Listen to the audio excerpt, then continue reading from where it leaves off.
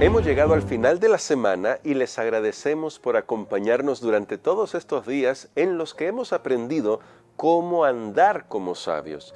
Nuestro pastor Dani Perla durante la semana nos ayudó a comprender los tres anden. Anden en amor, anden como hijos de luz y anden como sabios.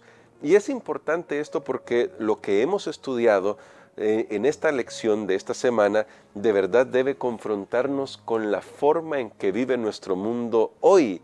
Aunque fue escrito hace mucho tiempo, más de 1900 años ya esta carta, casi los 2000 años si podríamos decirlo, no podemos decir exactamente 2000 años en redondo, pero siempre tratamos de redondear las cifras. Pero imagínense cuánto tiempo ha pasado y lo que Pablo escribió realmente atañe a nuestra iglesia. Y lo primero que descubrimos durante esta sección que hemos estudiado esta semana es que Pablo pone una norma muy elevada para el cristiano. Es decir, el cristianismo no debe acomodarse a las prácticas culturales y el cristianismo no debe acomodarse a los principios de este mundo. Y vaya que este mundo, especialmente ahora en el siglo XXI, predica sus valores las 24 horas del día, 7 días a la semana, los 365 días del año, y cuando es año bisiesto no se toma ningún respiro porque también se predican los valores del enemigo en todo lugar donde usted mire. Claro, porque este mundo está sumido en algo que ya se ha expresado en la corriente de este mundo, ¿sí? Y en los engaños de Satanás, algo de lo que ya hemos hablado en lecciones anteriores. Ahora, como este mundo está constantemente borbandeándonos, Pablo nos ayuda a comprender, primero, que debemos andar en amor, porque el verdadero amor no es egoísta, y lo que procede del egoísmo es todos los frutos, podemos decirlo así, de la carne, algo en lo que Pablo se explaya porque era algo que estaba realmente algo en lo que estaban en peligro los cristianos de Éfeso, especialmente por el lugar donde vivían, porque como se ha dicho en otras ocasiones, ahí estaba el culto a la diosa Artemisa o Diana, y este culto era un culto a la fertilidad. Algunos han dicho que lo que Diana tenía en un pectoral que usaba eran senos de mujer, pero más bien algunos otros, y es la opinión de los comentaristas de nuestra lección y algunos otros comentaristas más modernos, en realidad eran más bien testículos de toro. Es decir, parte de esa idea de la fertilidad. Pero el punto es que había una gran tendencia a ese tipo de culto que terminaba en abusos sexuales, en inmoralidad sexual, y por eso Pablo es que aborda este tema, porque seguramente era muy vistoso, era un culto muy vistoso. Pero Pablo dice, ustedes deben andar en amor, en primer lugar, es decir, no para satisfacerse egoístamente, pero además de eso deben andar como hijos de luz, es decir, como personas que saben, que reconocen la voluntad de Dios, que eso también es andar como sabios, que reconocen la voluntad de Dios, que están dispuestos, en primer lugar, a reconocer la voluntad general de Dios en su palabra y permitir que el Espíritu Santo les guíe. Pero hay algo que debería haber quedado claro durante la semana y que quiero hacer evidente en este resumen que estamos haciendo. Y es que Pablo le está hablando a una congregación que está reunida en un culto de adoración. Por eso la última sección, la que se estudió el día de ayer con nuestro pastor Dani Perla, hablaba sobre esto, cómo nos comunicamos con la adoración. Y resulta curioso que no solamente es comunicación con el cielo, sino que nuestros cantos, nuestras alabanzas, la actitud con la que alabamos, la actitud con la que vamos a la iglesia, también transmite algo a mi hermano, es decir, tiene una comunicación horizontal. Y como le transmite algo a mi hermano, aquí la pregunta que debemos hacernos es, ¿qué le estamos transmitiendo a nuestro hermano? Cuando yo voy a la iglesia, ¿me ve sonreír mientras canto? ¿Me ve gozoso alabando al Señor? ¿Me ve interesado en la exposición de la palabra de Dios? Porque si no me ve así, entonces tal vez no estoy ayudándole a mi hermano a conocer más de ese maravilloso Dios que nos ha salvado. Y bueno, esto es responsabilidad de cada miembro de la iglesia. Por eso Pablo habla sobre que la iglesia debe ser llena del Espíritu Santo. Ese es el deseo de Pablo. Y de hecho es un deseo que ya ha visto cumplido, porque la iglesia en el Nuevo Testamento constantemente era llena del Espíritu Santo. Porque aunque algunos piensan, bueno, si el Espíritu Santo llega a la vida y lo llena uno una vez, ya debería quedar ahí. Y por lo tanto eso de estar hablando de llenarse del Espíritu Santo no es más que una cuestión algunos incluso lo llaman así, como de vendehumos.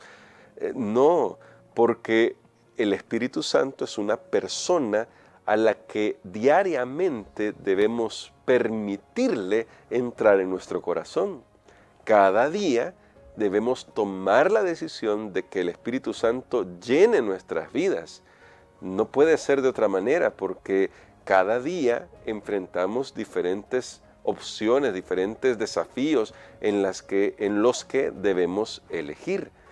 Ahora, ese punto resulta muy interesante, especialmente en la adoración, porque en la sección que se estudió el día de ayer y para la reflexión final que estamos haciendo esta semana va a resultar importante, notamos que la adoración que se hace en grupo está llena de alabanzas al Dios triuno.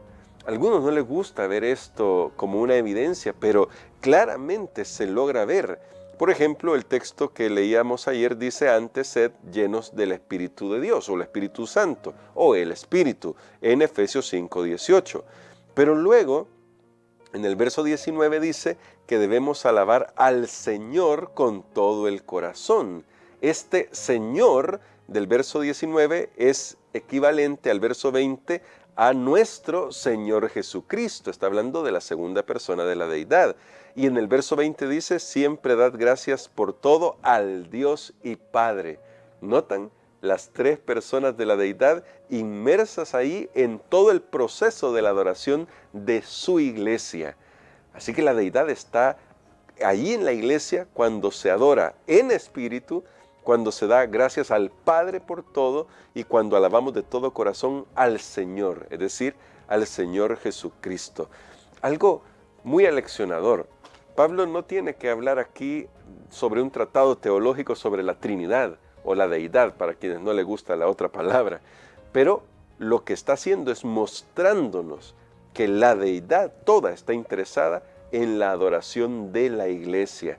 Y cada miembro de la deidad hace su papel, si lo puedo decir de esa manera, para bendecir a la iglesia cuando la iglesia adora, llena del Espíritu, con todo el corazón y en gratitud.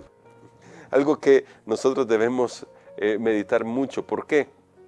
Porque en la semana también se nos enseñó un poco, no solamente esa semana, sino en los días anteriores, un poco sobre cómo nuestras palabras influyen sobre la vida de los demás.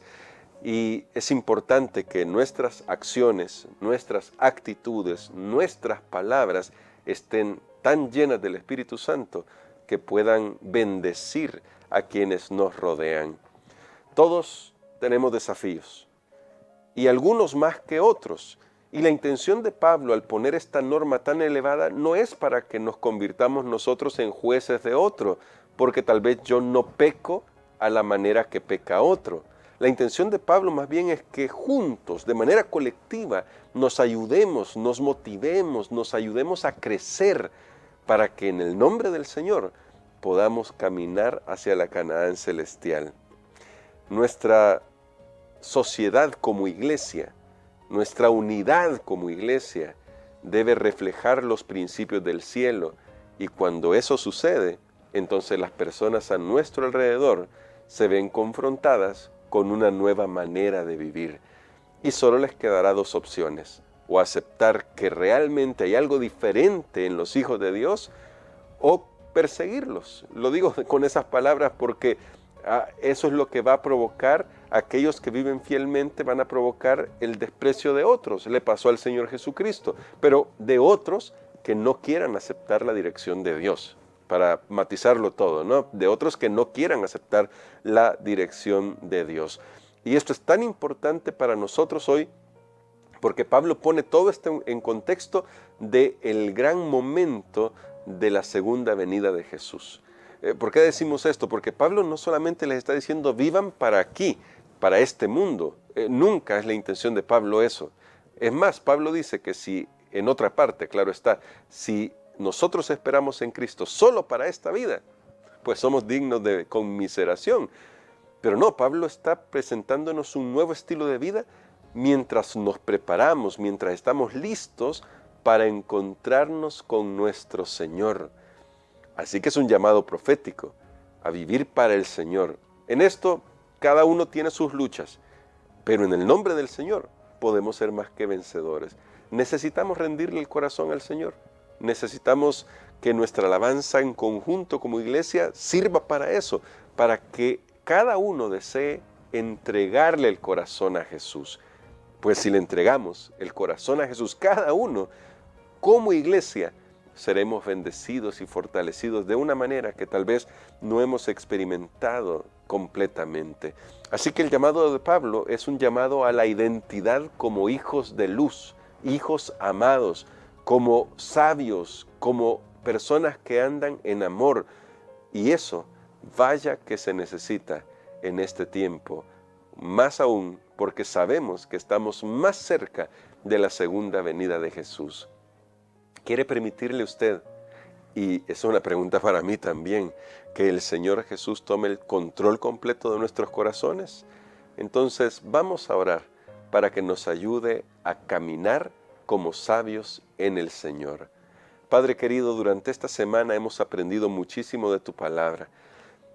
Y lamentablemente debemos reconocer que te fallamos en muchas cosas. Y muchas cosas, incluso de las que se han hablado esta semana, también te hemos fallado. Pero, Padre, rogamos que tu Espíritu Santo traiga a Jesús a nuestra vida y le entronice en nuestro corazón. Perdona nuestros pecados y límpianos, purifica nuestras mentes, nuestras palabras y ayúdanos a tener la actitud correcta para adorarte a ti en conjunto con nuestros hermanos, mientras cada uno de nosotros trata de servir mejor al hermano, a la hermana, para que juntos lleguemos al reino de los cielos. Ayúdanos a andar como sabios. Lo pedimos en el nombre de Jesús. Amén.